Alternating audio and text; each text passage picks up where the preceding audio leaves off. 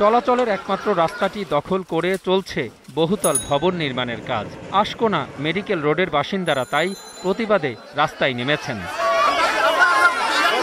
ফিতা দিয়ে মাপার পর দেখা গেল 40% তো দূরে থাক 5 কিংবা 6 ফুটও ছাড়া হয়নি।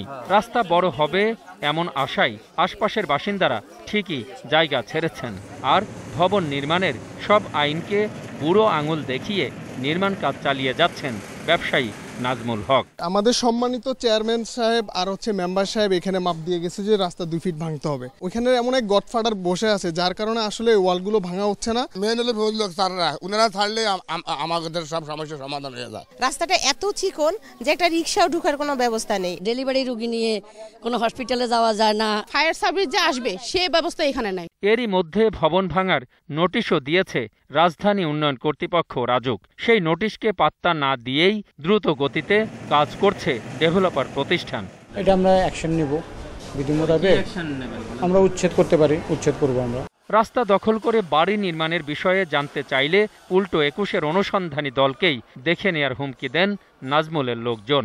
রাজুক তো দেখলাম যে আপনাদের নোটিশ করেছে, আপনি কি সেই 12 ফিটের জন্য জায়গা ছেড়েছেন কি ছাড়েননি? 12 ফিট ছাড়ছে না ছাড়ছে এটা তো পরের কথা। চোখ নাই আপনার ফিতা নাই, আপনি কিসের সাংবাদিক হয়েছেন? আপনি দেখেন না, আপনি উল্টান, দেখি আপনি কত উল্টাতে পারেন।